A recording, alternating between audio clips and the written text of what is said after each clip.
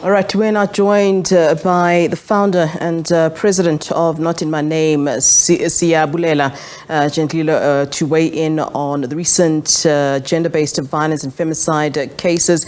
As always, thanks very much for joining us here on SABC News. A very good afternoon to you. Good afternoon, Flo. Thank you so much for having me this afternoon. You're most welcome. I feel as though every week I'm having these same conversations. Day to day, we're having these conversations, and court cases and courts filled with cases of GBV and femicide. What is your take as Not In My Name, and what is your contribution when it comes to these issues? And I mean, you would have noted that they just are simply not going anywhere. Just the other day, we were talking about Hillary Gardi, and here we go again, another case where this, I mean, really appalling, where a child witnessed the murder of her mother on the child's birthday. What do you say to this, what's going on in our country? Yeah, thank you so much, Flo. I mean, it's always said hearing about these cases. You'll remember that from inception as the Not In My Name movement, we have always called on men specifically to take collective responsibility against the violence, rather the killing of women and children. And, day to day, the bigger part of our work has always been towards curbing gender-based violence, whether it's through assisting victims and linking them up with, the necessary professionals offering psychosocial services, or even, dealing with perpetrators, trying to rehabilitate them. And those who otherwise refuse to be rehabilitated would always put pressure on law enforcement agencies to deal with them harshly. But those who can be rehabilitated, we've always advocated for rehabilitation and also, to try and have them reintegrated back into societies. But, it's always said that these cases seem to not be going anywhere. Each and every day we hear of new cases, but as Not In My Name, we are always there in different courtrooms in different parts of the country, calling for justice for victims. But as we do that as well, we are also trying to play a role in the resocialization of boy children, because all of our efforts, they are somehow reactive to cases. Going to court, you go to court, but the crime has already been committed. You go to try to assist victims, and at that time, they're already victims. But we should really be putting more effort in trying to get to the root cause of the problems. And that is just trying to resocialize our boys better and talking to men in different parts of the country to do better and be better men altogether. But we cannot give up the fight against gender-based violence because of these cases. Yes. And, you're talking about the root cause, which is something I'm always raising when we're dealing with another gender-based violence case. As you've been involved in so many cases and urging men to speak up and, act against GBV, what are you identifying, as the biggest issue and the biggest root cause? Because obviously, as you rightly say, we're in court after it's happened. So we're not looking at what's caused it. What's this long line that causes this to happen? What exactly is the root cause? What have you then identified as having been the biggest problem? As I said, Flo, I think the root cause and this is gospel.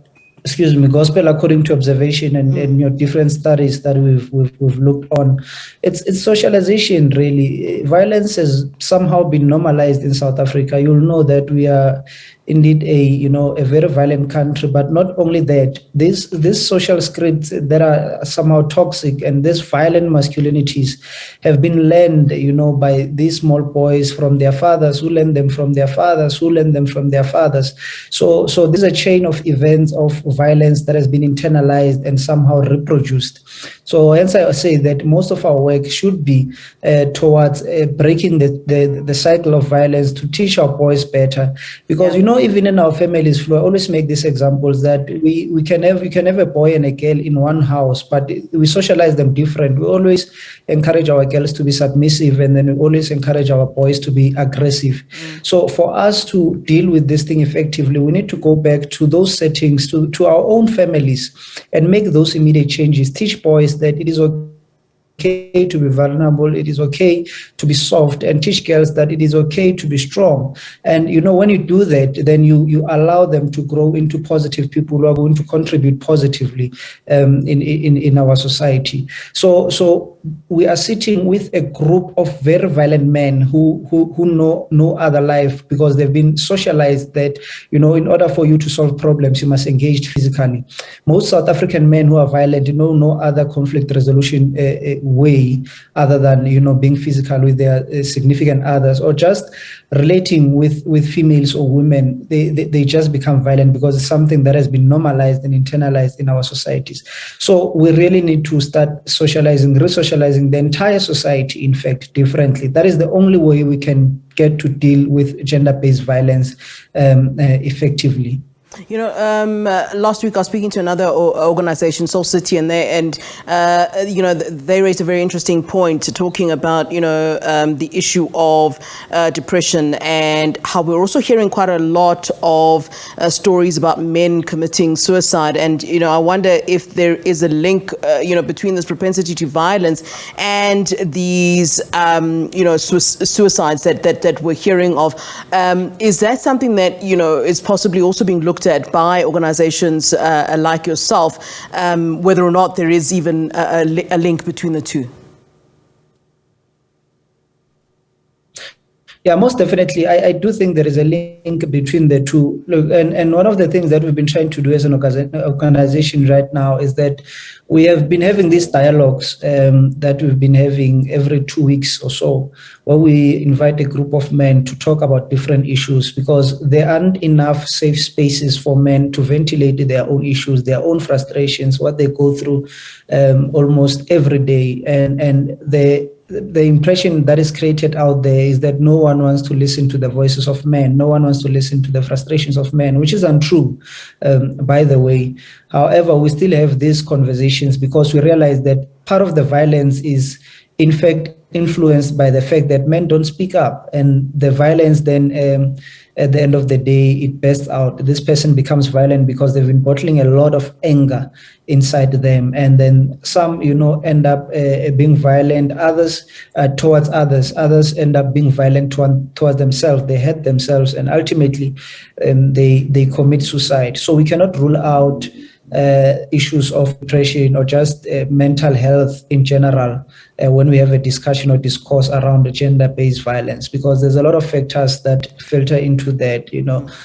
Some of these issues are socioeconomic issues. You have a man who's unemployed, who's very angry that he cannot do anything, or he cannot provide monetarily for his family, and then say maybe the partner is the one that is bringing bread and bacon in the family. That man ends up feels that, he's somehow emasculated, he's no longer a man enough, and then he feels that the woman disrespects him, and then the only way he's going to relate with that woman is through violence. Some do that, and a lot of them do that. Others will be like, the only way out, because I have failed as a man, is to kill myself. Because as a society as well, we have put so much pressure on men and boys to provide, to do this and that. And, you look at the current state of the economy in our country today, it's difficult for everyone, especially men who have been placed at the top of the social hierarchy as providers, as protectors, as leaders in the society, by the very same system that we're trying to dismantle, the system we call patriarchy. So there is a direct correlation between mental health and gender-based violence and suicide. We cannot rule that out. But as a solution, we need to create more safe spaces for men to have dialogues amongst themselves, more spaces for boys to have dialogues with older men. We need to have more mentorship programs. And we need to just be a society that allows for dialogue, that allows for dissecting views, and that allows for healthy and progressive debates amongst ourselves. All right. It's been a pleasure talking to you as always. Thanks very much for the work that you are doing, but certainly, as we both agree, more still needs to be done. Thanks very much.